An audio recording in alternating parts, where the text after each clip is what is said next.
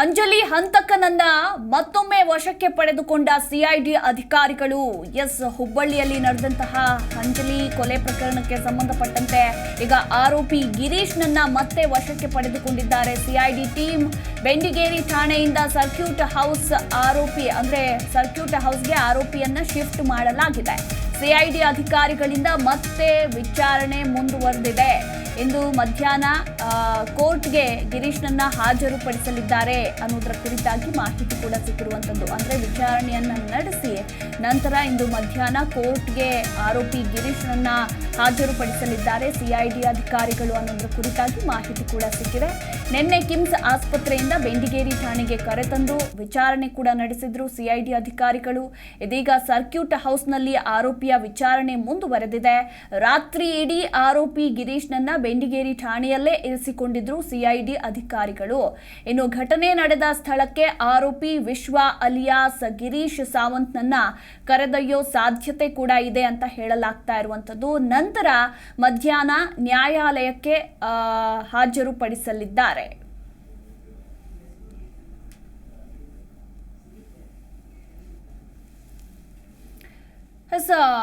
ಮೊದಲೇ ಹುಬ್ಬಳ್ಳಿಯಲ್ಲಿ ನಡೆದಿದ್ದಂತಹ ನೇಹಾ ಹತ್ಯೆ ಪ್ರಕರಣ ಇಡೀ ರಾಜ್ಯವನ್ನೇ ಬೆಚ್ಚಿ ಬೀಳಿಸಿತ್ತು. ಮತ್ತೆ ಅದೇ ಹುಬ್ಬಳ್ಳಿಯಲ್ಲಿ ಅದೇ ರೀತಿ ನೇಹಾ ಹತ್ಯೆ ಯಾವ ರೀತಿ ನಡೆದಿತ್ತೋ ಅದೇ ರೀತಿ ಅಂಜಲಿ ಕೊಲೆ ಪ್ರಕರಣ ನಡೆಯುತ್ತೆ. ಆಗ ನಿಜಕ್ಕೂ ಕೂಡ ರಾಜ್ಯದಲ್ಲಿ ಏನಾಗ್ತಾ ಇದೆ, ಎಷ್ಟು ಮಟ್ಟಿಗೆ ಕಾನೂನಿನ ಸುವ್ಯವಸ್ಥೆ ಹಾಳಾಗಿದೆ ಅನ್ನೋದ್ರ ಕುರಿತಾಗಿ ಮಾತುಗಳು ಕೂಡ ಸ್ವತಃ ಸಾರ್ವಜನಿಕರೇ ಕೇಳುವಂತಹ ಪ್ರಶ್ನೆ ಎದುರಾಯಿತು. ಇನ್ನು ಇದೇ ಪ್ರಕರಣಕ್ಕೆ ಸಂಬಂಧಪಟ್ಟಂತೆ ಈಗ ಆರೋಪಿಯನ್ನ ಸಿಐಡಿ ಟೀಮ್ ಮತ್ತೊಮ್ಮೆ ವಶ ಪಡೆದುಕೊಂಡು ವಿಚಾರಣೆ ಕೂಡ ನಡೆಸ್ತಾ ಇದ್ದಾರೆ. ಇವತ್ತು ಕೋರ್ಟ್ಗೂ ಕೂಡ ಹಾಜರುಪಡಿಸಲಿದ್ದಾರೆ ಅಂತ ಹೇಳಲಾಗ್ತಾ ಇರುವಂಥದ್ದು. ಈ ಕುರಿತಾಗಿ ಇನ್ನೂ ಹೆಚ್ಚಿನ ಡೀಟೇಲ್ಸ್ ಕೊಡ್ತಾರೆ ನಮ್ಮ ಪ್ರತಿನಿಧಿ ಕಲ್ಮೇಶ್.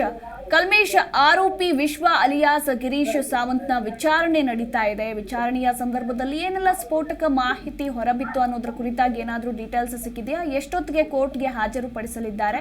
ಈ ಬಗ್ಗೆ ಹೆಚ್ಚಿನ ಡೀಟೇಲ್ಸ್.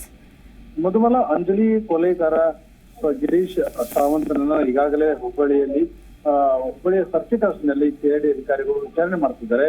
ಇನ್ನು ನಿನ್ನೆ ಸಹ ತಡರಾತ್ರಿ ವಿಚಾರಣೆ ಮಾಡಿದ್ರೆ ಮಹತ್ವದ ಮಾಹಿತಿ ಅದರಿಂದ ಬಾಯ್ಬಿಟ್ಟಿದ್ದಾರೆ ಎಂಬ ಮಾಹಿತಿ ಲಭ್ಯ ಆಗ್ತಿರುತ್ತೆ. ಮತ್ತು ಈ ಒಂದು ಗಿರೀಶನನ್ನ ಇವತ್ತು ಹುಬ್ಬಳ್ಳಿಯ ಕೋರ್ಟ್ಗೆ ಹಾಜರುಪಡಿಸಲಿಕ್ಕೆ ನ್ಯಾಯಾಂಗದ ವಶಕ್ಕೆ ಕೊಡಬೇಕಾಗಿದೆ. ಅದರಿಂದ ಈಗೆಲ್ಲ ವಿಚಾರಣೆಯನ್ನ ಮಾಡತಕ್ಕಂತ ಪ್ರಕ್ರಿಯೆಗಳು ನಡೀತಾ ಇದೆ. ಒಂದು ಹಂತದಲ್ಲಿ ಸಿಐಡಿಯ SP ವೆಂಕಟೇಶ್ವರ್ ನೇತೃತ್ವದಲ್ಲಿ 3 ಅಧಿಕಾರಿಗಳು ಪ್ರಶ್ನೆ ಹಾಕಿದ್ದಾರೆ.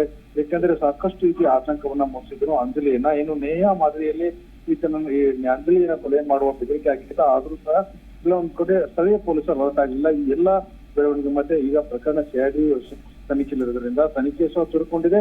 ಅಧಿಕಾರಿಗಳು ಸಾಕಷ್ಟು ರೀತಿಯ ಗಿರೀಶ್ನನ್ನ ಬಾಯ್ಬಿಡ್ತಕ್ಕಂತ ಮುಂದಾಗಿ ಬಾಯ್ಬಿಟ್ಟಿದ್ದಾರೆ. ಮತ್ತು ಈ ಒಂದು ಗಿರೀಶಿನ ಮತ್ತು ಅಂಜಲಿ ಮಧ್ಯೆ ಇರ್ತಕ್ಕಂಥ ಸಂಬಂಧ ಮತ್ತು ಅಂಜಲಿ ಗಿರೀಶ್ಗೆ ಎಷ್ಟು ವರ್ಷಗಳ ಪರಿಚಯ ಮತ್ತು ಯಾವ ರೀತಿ ಅವರ ಕೊಲೆ ಮಾಡಲಿಕ್ಕೆ ಸಂಚು ರೂಪಿಸಿದೆ ಎಂಬ ಬಗ್ಗೆನೂ ಬಾಯಿ ಬಿಟ್ಟಿದ್ದೇನೆ ಎಂಬ ಮಾಹಿತಿ ಲಭ್ಯ ಆಗಿದೆ. ಮೃದುವಲ.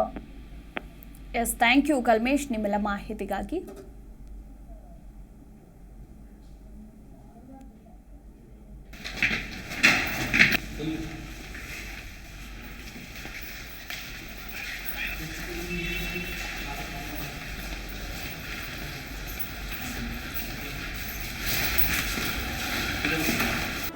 ಜಿ ಕನ್ನಡ ನ್ಯೂಸ್ ಈಗ ನಿಮ್ಮ ಮನೆಯಲ್ಲೇ ನೋಡಿ.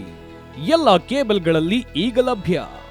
ಸನ್ Direct 292, Jio TV 1334, U digital 162, city cable 51, GTPL 17, Abhishek cables 821, rock line telecommunication 51, Shri Basaveshwara number 60, Vinayaka digital number 53, in digital number 896ರಲ್ಲಿ.